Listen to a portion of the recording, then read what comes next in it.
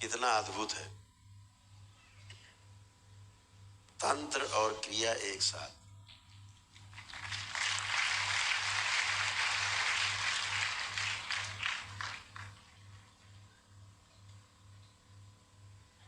फिर कहा गया योग, तंत्र क्रिया योग, यानी शिव और शक्ति का मिलन बिंदु।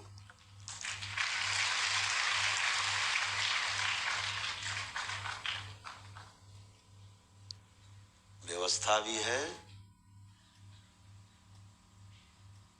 और व्यवस्था क्रिया के रूप में दिखाई भी दे रही है,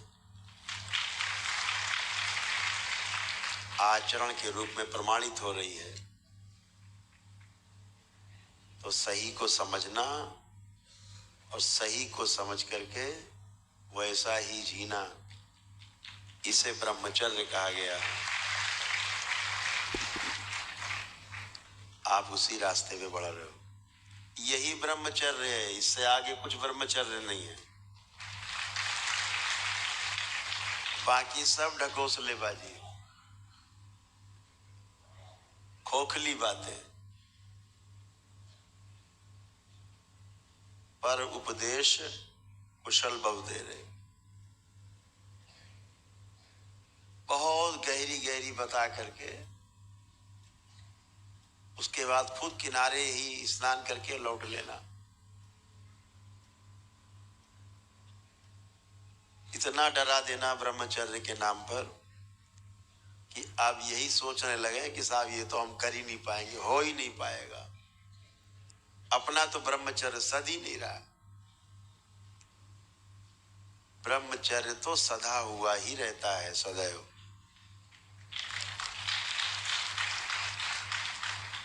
सूरज अपने स्थान पर है खरबों खरबों वर्षों से, चंद्रमा अपने स्थान पर है, धरती अपने स्थान पर, सारे चांद सितारे ग्रह गोल नक्षत्र सब अपने स्थान पर, पांचों तत्व संतुलित, जल जमीन के नीचे, अग्नि ऊपर, सब कुछ व्यवस्थित है। जो व्यवस्थित है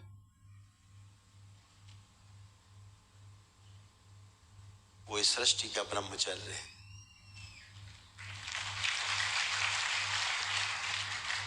और जब इसको समझ करके और हम इसमें शामिल हो जाते हैं तो हम भी ब्रह्मचारी कहलाते हैं।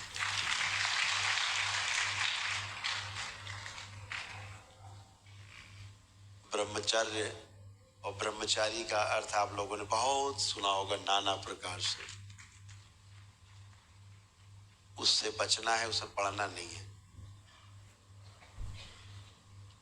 नहीं तो जिंदगी भर केवल अपने को पापी समझते रहोगे, इससे ऊपर नहीं निकल पाओगे कभी।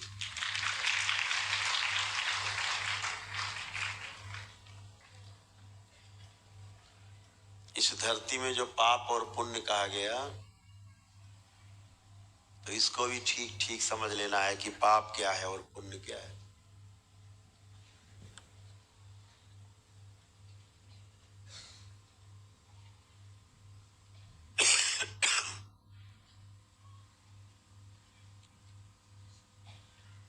समझदारी से परिपूर्ण होकर कोई भी कार्य समझदारी पूर्वक किया जाता है, व्यवस्था को समझ करके उसके अनुरूप किया जाता है, ये पुण्य है।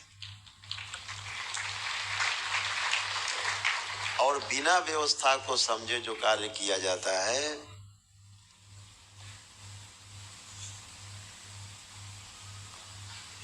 जो स्वयं को भी स्वीकार नहीं होता है, वो पाप है। इसमें पाप और पुण्य का इतना बड़ा विश्लेषण, समझदारी ही पुण्य है, ना समझी पाप है, और क्या है। एक लाइन में, एक एक लाइन में, सिर्फ एक लाइन। ज्यादा मीमांसा नहीं करनी, ज्यादा ग्रंथों के चक्कर में नहीं पड़ना, नहीं ग्रंथि पड़ जाती है अंदर।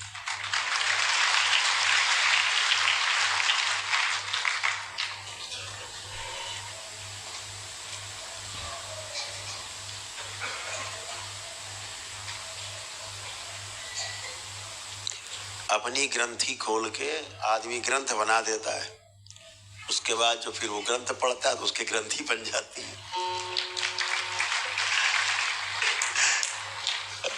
तो फिर वो ग्रंथि खोलने के लिए एक दूसरी ग्रंथि लाते हैं, एक दूसरा ग्रंथ आता है, एक नई ग्रंथि बन जाती है। ऐसे तमाम ग्रंथियों का, गांठों का भंडार बन जाता है। ये गांठ खुलती नहीं कभी।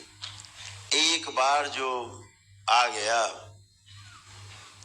मस्तिष्क में, गांठ बन गई, वो गांठ जाती नहीं। उसके लिए भी सर्जन चाहिए, पूर्ण गुरु जैसा, बाबा जैसा सर्जन, तभी जाएगा।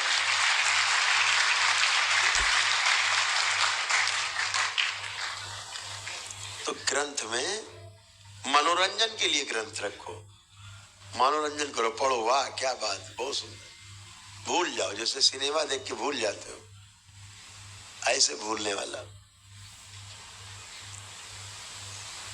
डंप नहीं करना, एकदम पकड़ लिया उसको, अरे साहब बस यही लिखा, यही सही है। जब तक अनुभव नहीं कर लेना है तब तक उसको सही नहीं मानना है।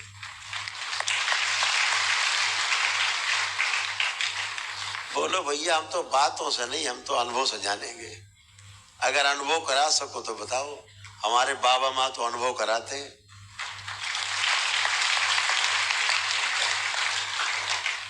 तो सबसे बड़ा जो ग्रंथ है वो हम स्वयं हैं। सबसे बड़ा पुराण, शास्त्र, उपनिषद हम स्वयं हैं। अनुभव करते जाएंगे और लिखते जाएंगे, अनुभव होता जाएगा और लिखता जाएगा। बस यही सबसे बड़ा शास्त्र है, यही सबसे बड़ा ग्रंथ है।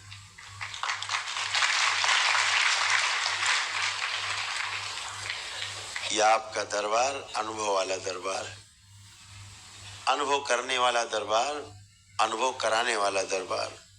क्योंकि जो अनुभव कर सकता है, जिसने अनुभव किया है, अनुभव सिर्फ वही करा सकता है, किसी दूसरे को अनुभव कराने का अधिकार नहीं। आज हम लोग देखते हैं तो कभी कभी बहुत सहानुभूति होती है। अब दुख तो नहीं होता देख के, सहानुभूति होती। ये बेचारे इन लोगों ने जिसलिए अपना घर परिवार छोड़ा, ये उससे ज्यादा बड़े दलदल में फंस गए हैं सब।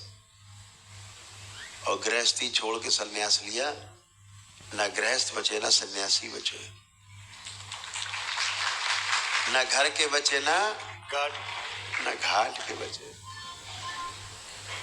आप सब अपने घर के भी हो, अपने घाट के भी हो।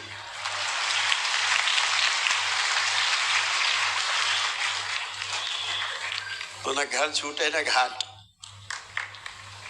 ऐसे बाबा के शिष्यों के ठाठ।